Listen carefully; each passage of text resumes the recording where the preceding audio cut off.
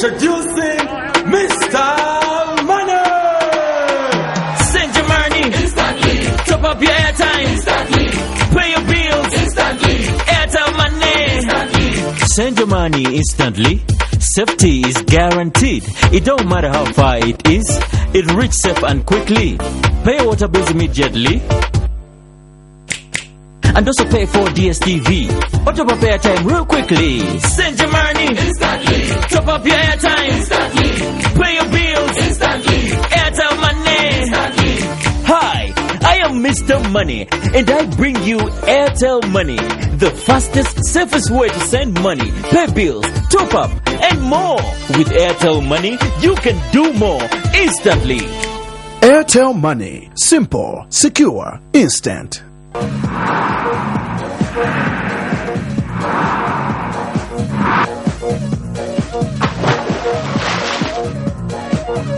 Apple Max.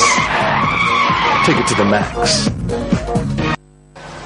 Want to just get out of town with your friends and family? Are you having a corporate getaway and have no adequate transport? Then this here is what you need to listen to. A brand new 35-seater Yutong luxury bus is now up for hire at an affordable and negotiable rate. It comes fully equipped with aircon, TV for your relaxation, music soothing your trip, and DVD players to give you variety. Book now by calling 0955 0966 or 977 844 141.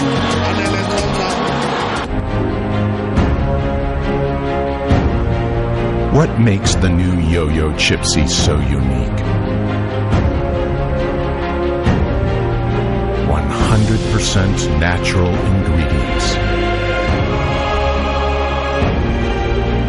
Nothing artificial. Just a pure experience of freshness.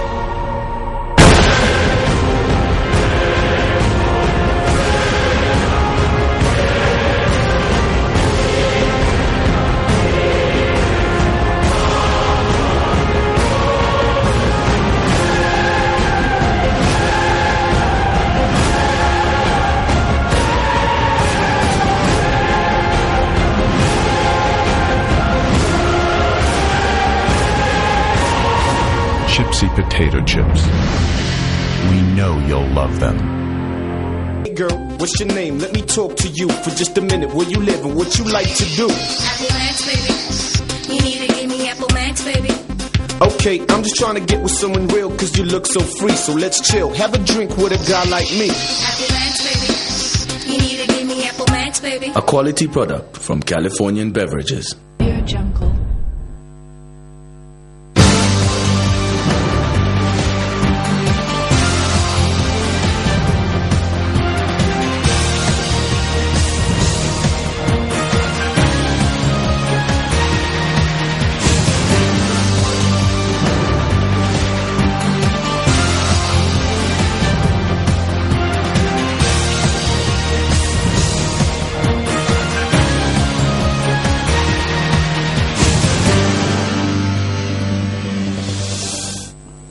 Hello and a warm welcome to Prime Television's main news.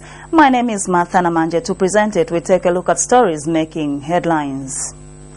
Lusaka hotel workers protest over 6 months unpaid salary arrears. Ugandan parliamentarian confirms report of small-sized condoms in his country. Bus drivers in Lusaka threaten to increase bus fares. And in international news, UN summit sets goals to combat climate change. Those are the headlines in the news. Join me shortly with the details.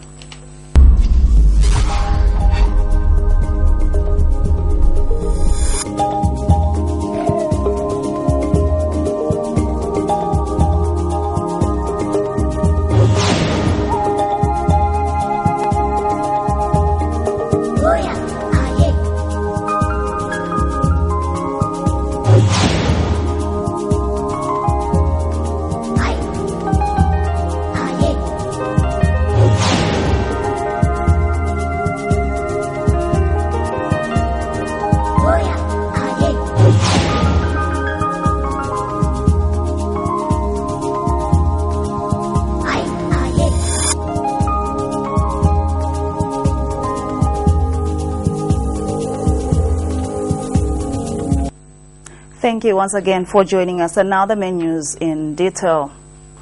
Workers at Lusaka Hotel have risen against management in protest against failure by the hotel to pay them salary arrears for the past 6 months. The workers accuse management of cheating them over their salaries, adding that they are subjected to working under horrible conditions. They have revealed that workers are paid between 700 and 800 kwacha, which they have described as a mockery. The workers caused panic and distraction to some meetings that were being conducted at the hotel as they sought management's attention.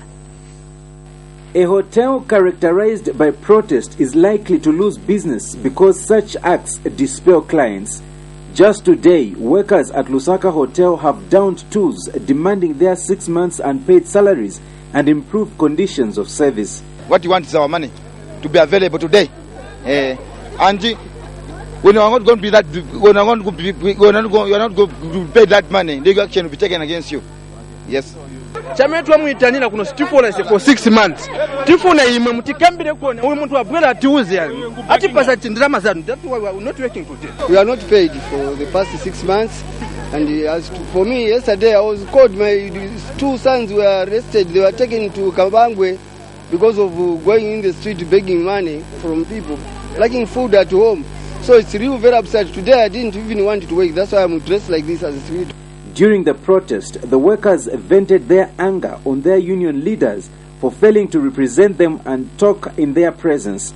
They have accused their union leaders of being corrupt and unable to negotiate a fair deal with their employer.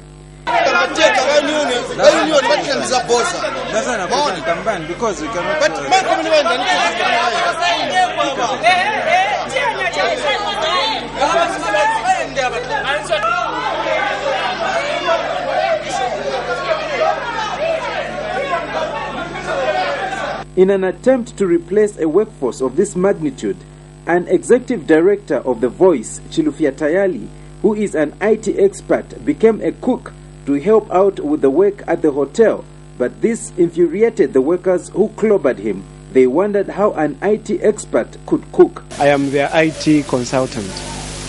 As an IT consultant, I understand the difficulties that they go through.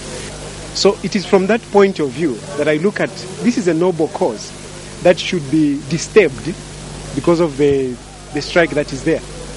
So out of moral obligation and my Christian commitment, I offered myself to help in the kitchen. Now the workers came and grabbed me from the kitchen because they don't want me to help the situation. Here, a lot of them are casual workers and they are not being paid. Those who started in June, you can imagine from June up to date, they are not being paid. What's that? Because the casual worker is supposed to be paid at the end of the week or at the end of the month if that's the agreement. But they are not being paid and they are expected, the management is expecting them to be here working from 6 to 16. Full-time working. What's that? And union representatives were forced to hold a meeting with the hotel management to resolve the matter and has since assured that all workers will be paid. The vision of the meeting that management has committed to make payments.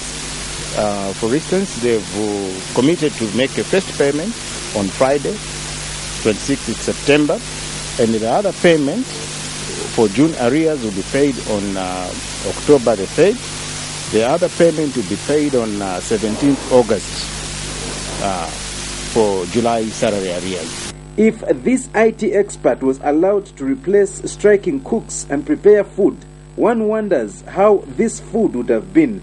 It's imaginable. Probably this is what got him beaten. Daniel Tonga, Prime TV News, Lusaka. A Ugandan parliamentarian has confirmed reports that there has been a growing concern over the small sizes of condoms being imported into that country. Chris Bayomusi, Member of Parliament for Kinkizi East, says most men in the country are finding it hard to fit in the condoms currently in the country. He says the condoms, which are mainly imported from Asia, are too small for most Ugandan men, raising concerns among stakeholders in the country. The parliamentarian has told Prime TV News in an exclusive interview that a task force has since been established to study the matter, which might result in Parliament making a final final decision. Earlier in the week, reports from Uganda indicated that Ugandan men were finding a challenge using condoms as most of them were too small. Yes, we've received complaints from some sections of young people in Uganda that some of the condoms which are on the market are small. And specifically they complain about condoms which are manufactured in China and some other Asian countries. And we have requested the Ministry of Health to establish whether the complaints are true, whether actually the condoms on the market are small for some of the users in Uganda. And if the ministry finds that this is true, any corrective measures shall be taken. For instance, we shall insist that the pre-shipment testing, which is carried out on condoms, includes cross-checking the size so that the users in Uganda do not suffer. So we are still waiting for the Ministry of Health to bring a report to Parliament, and once they satisfy us that these complaints are genuine, then measures will be taken to ensure that the size of condoms is looked at. Meanwhile, Mr. Bayomusi has revealed that his country has recorded a rise in HIV/AIDS prevalence cases. He states that the rise which has been recorded in the northern side of the country has raised serious concern. He says the country which managed to bring down the prevalence rate to 6% in the 1990s has seen a sharp rise in HIV/AIDS related infections. Mr. Bayomusi has however noted the relevant authorities have been tasked to study the causes of the increase. Uganda is one of the few countries in Africa that managed to bring down the HIV infection rates in the 90s. The general prevalence in the population was 18.5% in 1992, and we brought it down to around 6% in 2001-2002. But what we see today is that there is stabilization of the epidemic, but also an increase in the prevalence rates in most parts of the country, especially the northern region of Uganda, and we are concerned. And we are still studying the factors responsible for this rise in the HIV prevalence rates. Bus drivers have challenged government to reduce the fuel price or allow them increase bus fares forthwith. The drivers have charged that if the Bus Association of Zambia does not consider increasing bus fares, they will take it upon themselves to increase the fares. They say it is unfair that government can ignore fuel price when it has resulted in most youths losing jobs because of not meeting the agreed amount of cashing. The drivers say they are ready to increase bus fares if government does not find a lasting solution and reduce the fuel price. Bus drivers in Lusaka have charged that they will increase the bus fares if government does not reduce the prices of fuel. The drivers have threatened that they will not change their move to increase the fares if government maintains its stance in the high fuel cost. It's a boss bet pempako like my prices. The passenger so much to understand the fuel will not do like these days. But police if I got to go that traffic, but I was at the drama to short or filling station to go pempa. What done? I got to that fuel and go one need. I passenger if I what if drama zones. At least fuel I study juice and I even study juice. My mother I so at least nice because be earning a good living. The drivers has also bemoaned situation where traffic police officers are charging them penalty fees for breaking traffic rules. Jandaula kuba police futi kutigwira batigwira maningi ndrama batenga ma 250 then uzapeze kati na makashing siakwana na kukwana so je inangwise muzakaona cheba polisi wamene aba tizaka bakwapura sasa tengana ngoli yale mwaona so tiba polisi wazakaonera pano bayeni kamba banigwira po kudala kusense so pano na fuel sinake mu motoka. They have accused traffic officers of pocketing the money they get from drivers after impounding them. Prince Kaza reporting from TV News, Lusaka. Asian and African parliamentarians have called for the integration of population issues into national development framework. The parliamentarians say there is a growing need to place population matters as key determinants of national development. Officially opening the 4-day workshop in Lusaka, Deputy Speaker of the National Assembly Mukondo Lungu says for any country to develop, there is great need to heavily invest in population data, which documents the characteristics of people who in turn affect the potential for development. And speaking at the same event, Vice Chairperson for Japan Parliamentarians Federation for Population, Teruhiko Mashiko, says failure by any country to plan for its population has serious economic challenges. For any country to plan well for its citizens, certain components such as the population of its citizens have to be taken into consideration first. This is so as to ascertain the number of each age group and see how best resources and other social amenities can be allocated. Realizing this need, Asian and African parliamentarians on Wednesday gathered in Lusaka for the Part 3 of Asian and African Parliamentarians Capacity Development on the integration of population issues into national development frameworks. The event was graced by Deputy Speaker of the Zambia National Assembly, Mukondo Lungu. Mr. Lungu emphasized the need for countries to invest in population data, which documents the characteristics of people who in turn affect the potential for development. I'm sure you all agree with me that this program is highly due to the growing need of placing population matters as key determinants of development of our country. As we are all aware, the relationship between population factors and socio-economic development are complex. Yet we must be mindful that they are crucial in the attainment of sustainable development. Vice Chairperson of a Japan Parliamentarians Federation for Population, JPFP, Toshiko Mashiko, warned that failure for any country to plan for its population has serious economic challenges. Last time the same, I almost great was the fact that Zambia has taken the lead in partnering role on research and development in Africa. Both JPFP and I are proud of direct and indirect involvement in this work. The United Population Fund, UNFPA, was represented at the event by its deputy representative in Zambia, Chimwe Ogbona.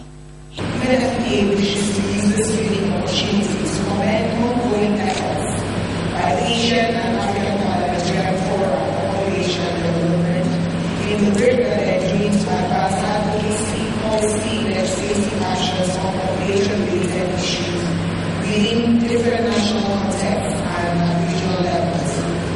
Of specific note are your actions in ensuring that linkages between population size and reproductive health, public planning, security, water resources, environment, aging, urbanization, migration, HIV/AIDS, and gender equality. The event drew participants from across Asia and Africa, mainly parliamentarians. Kalan Mchima reporting for Prime TV News in Lusaka. Stay tuned to Prime Television's main news. We have more news after the break.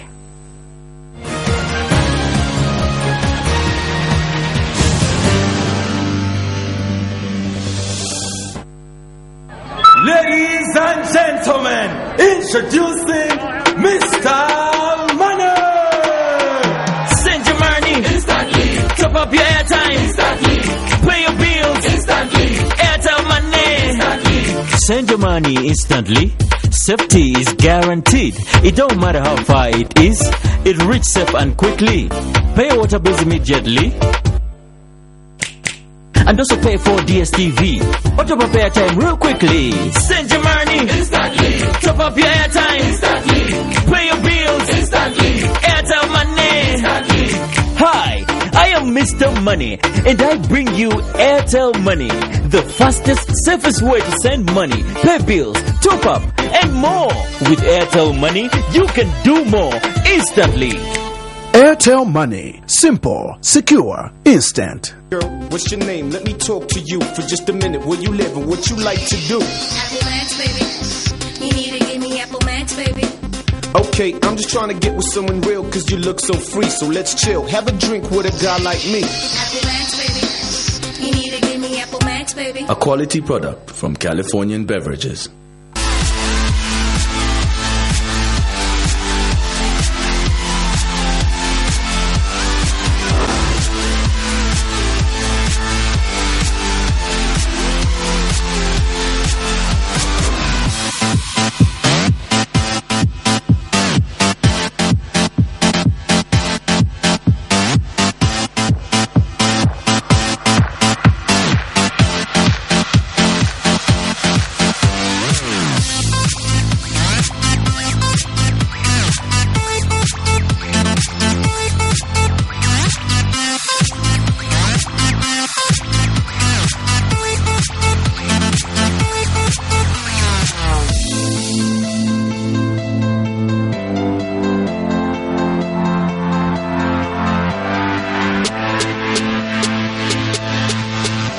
Potato sticks, freaky fries. Get that awesome crunch.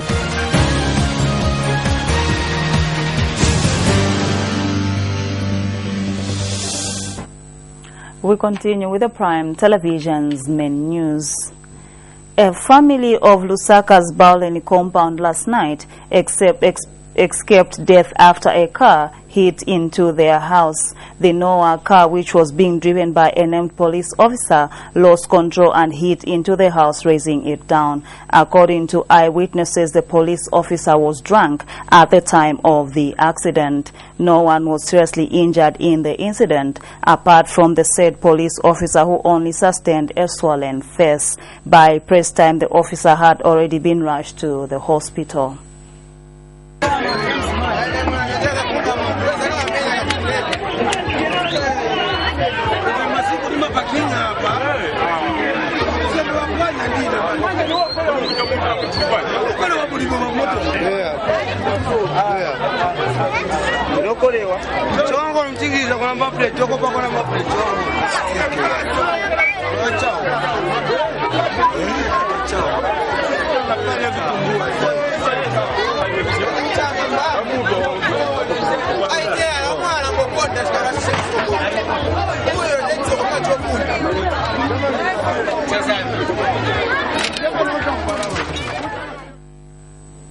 Residents of Ntekete in Chief Chaivila's area in Mukushi district have threatened to fight back investors who are reportedly burning houses and firing gunshots to evict 4,000 settlers. Spokesperson for the residents, Felix Bemba, said 19 men believed to have been sent by land investors allegedly burnt 19 houses last week, leaving the affected families homeless. Mr. Bemba explains that the 19 men, who are believed to have come from outside Mukushi, were armed with tear gas canisters and 2 rifles. He says that this was the second incident in which armed men had come to the area, fired gunshots and tear gassed the village before burning some houses.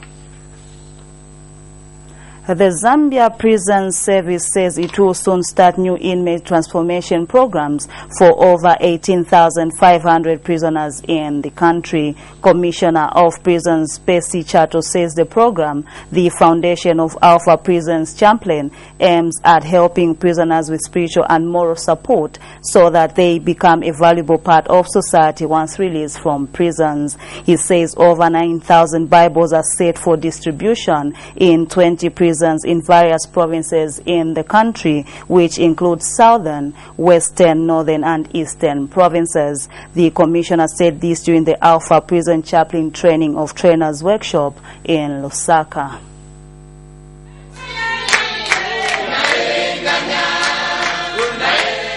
These are praises directed to the Almighty God for transforming lives of prisoners that have long been condemned.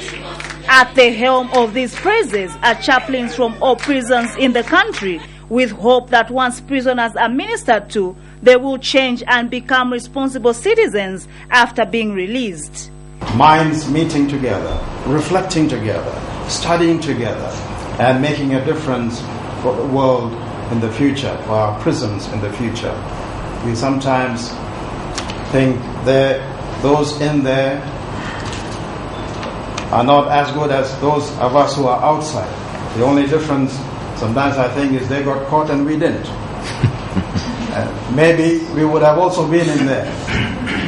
But sometimes we are in our own prisons. Even though we are outside, we are in our own prisons. Prisons of limitations. Prisons of where we want to do things and we are limited because of our capacities and abilities. And sometimes that is what God has called us to do.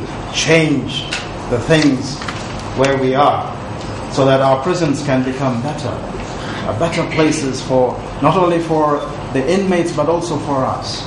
In this program, under the Alpha Chaplain Training of Trainers, over 9,000 Bibles are said to be distributed to help transform the lives of prisoners. Through the Alpha Prison Fellowship, through the Prison Fellowship of Zambia and the Alpha, we intend to conduct the Training of Trainers workshop targeting chaplains drawn from the 53 prisons of the Republic of Zambia, as well as distribute a total of 9,000 Bibles to prisons in southern, eastern, western, and the northwestern provinces of Zambia through Alpha Zambia. Through the Alpha course, I'm glad to note that we intend to help inmates reform and transform their lives through God's way. Moses Chansa, a former convict and now an evangelist, transformed through the same process, hopes that the same will work for others. He has expressed thanks to God for the transformation. We must bring up children in a good way. My father used to drink. He was not taking me to church. I just went astray. Children of God, as I said in the beginning, whatever goes up must come down. Come time came. Just here in Lusaka, I was caught. I was taken to prison. I thank God. Over 18,500 prisoners have been targeted under the Training of Trainers Transformation Workshop, of which responsible citizens are hoped to be made. Martha Namanje, Prime TV News, Lusaka. You're still watching Prime Television's main news with me, Martha Namanje. Join me after the break with a roundup of international news.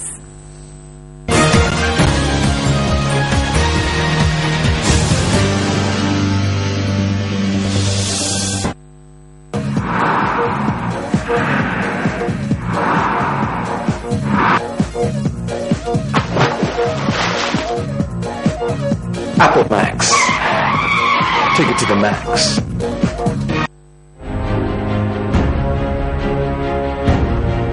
What makes the new Yo-Yo Chipsy so unique?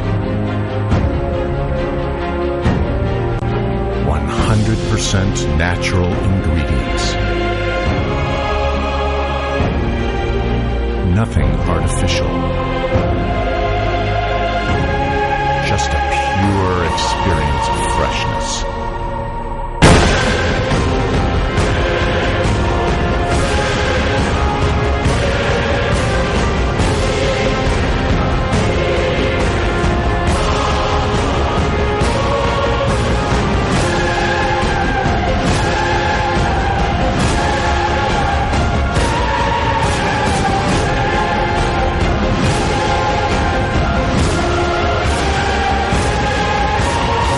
Chipsy potato chips. We know you'll love them.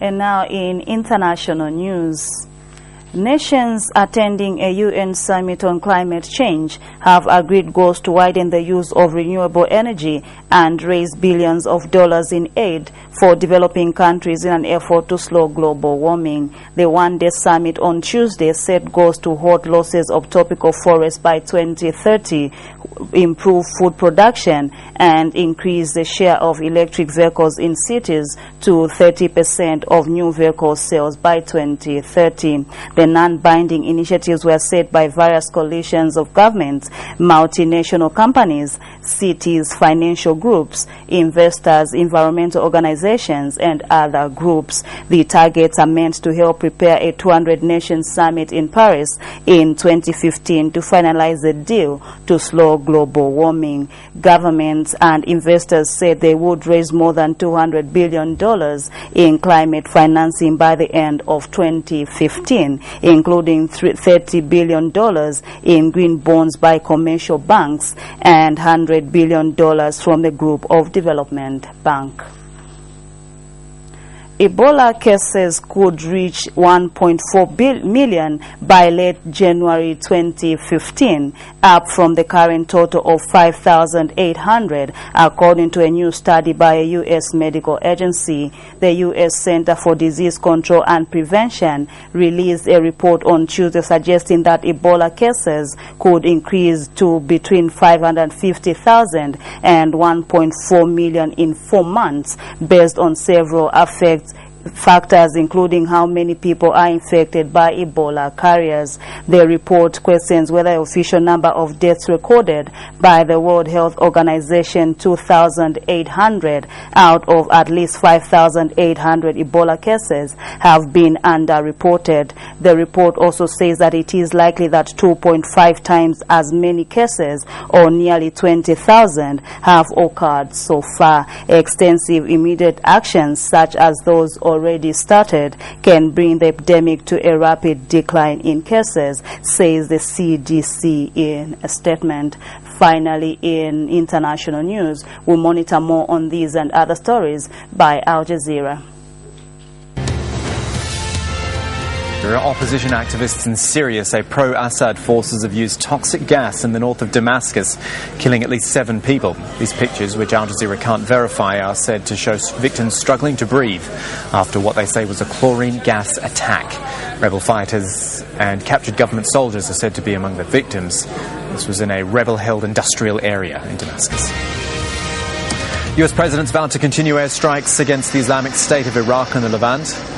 American forces carried out their first attacks against ISIL inside Syria on Tuesday, supported by 5 Arab nations. And Syrians continue to cross the border into Turkey to escape the violence. Turkey's emergency management agency says around 130,000 refugees have arrived in just the past 3 days. In other news, Yemen's leaders warning of an all-out civil war if Houthi rebels don't leave the capital. They've been occupying parts of Sana'a since Sunday. The Shia rebels want more concessions despite reaching a peace deal with the government. Jordanian cleric Abu Qatada has been found not guilty of terror offences. He was extradited from Britain last year, accused of planning attacks on Westerners in 2000. He was cleared of another set of charges back in June. Thousands of people have attended the funerals of 2 Palestinians shot dead by Israeli forces. They were killed in a raid in Hebron on Tuesday. Israel accused them of killing 3 settlers in June. At the time, hundreds of Palestinians were detained in the search for them. Those mass arrests increased tensions shortly before the 7-week bombing of Gaza in early July. World Health Organization's warning the rate of Ebola infections will surge without drastic improvements in control measures. The UN agency says new cases could reach 20,000 by November and then rise by thousands every week. The UN's Center for Disease Control has estimated Ebola cases in West Africa could reach 1.4 million by mid-January. World leaders have met at a UN climate change summit in New York. US President urged delegates not to put the issue on the back burner. It's meant to lay the groundwork for a global agreement on reducing carbon emissions. And India's become the first country to put a spacecraft in Mars's orbit on its maiden attempt. The mission entered the planet's orbit after a 300-day journey. Scientists, along with the Indian Prime Minister Narendra Modi, monitored the progress of the spacecraft from Bangalore. Now, finally, in the news in sports, The Zambia Football Coaches Association has called for the support of Zambia national football team coach Hona Janza. Association President Patrick Kangwa says it is important that Janza is given enough time to rebuild the team before criticizing him. Kangwa says the association will continue to offer its support for the national team, adding that FAS and all soccer coaches should do the same if local coaches are to be motivated. The association has since called upon FAS to allow the coach recommend 2 coaches to work with in the remaining AFCON qualifiers. This is contained in a statement issued to Prime TV by Zambia Football Coaches Association President Patrick Kangwa. As we end our main news bulletin, we now take a look at stories that made headlines yet again. Lusaka hotel workers protest over 6 months unpaid salary arrears. Ugandan parliamentarian confirms reports of small-sized condoms in his country. Bus drivers in Lusaka threaten to increase bus fares. And finally, in international news, UN summit sets goals to combat climate change. That's all we had on our main news bulletin. Thank you so much for your time, but for more on these and other stories, you can log on to our website, that is ptvzambia.com. My name is Martha Namanje, and on behalf of the entire news production team, enjoy the rest of our programming.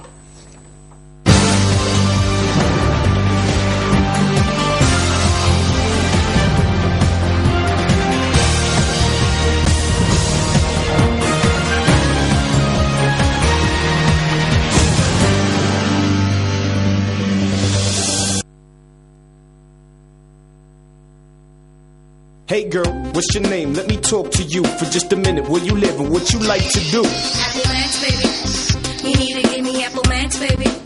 Okay, I'm just trying to get with someone real cause you look so free. So let's chill, have a drink with a guy like me. Apple Max, baby. You need to give me Apple Max, baby. A quality product from Californian Beverages.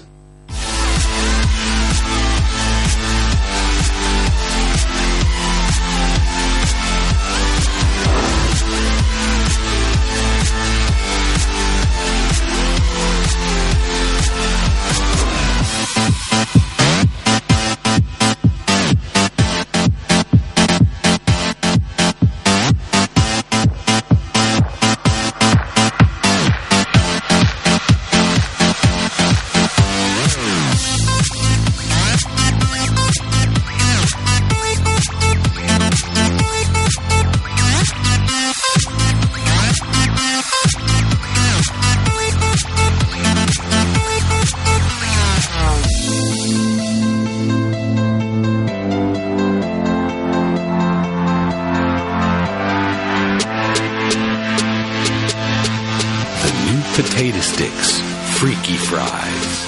Get that awesome crunch. Ladies and gentlemen, introducing Mr. Money. Send your money instantly. Top up your airtime instantly. Pay your bills instantly. Airtel Money instantly. Send your money instantly. Safety is guaranteed. It don't matter how far it is. It reaches safe and quickly. Pay your water bills immediately. And also pay for DSTV. Or top up airtime real quickly. Send your money instantly. Top up your airtime instantly. Pay your bills instantly. Airtel Money instantly. Hi, I am Mr. Money, and I bring you Airtel Money, the fastest, safest way to send money, pay bills, top up, and more. With Airtel Money, you can do more instantly. Airtel Money. Simple, secure, instant.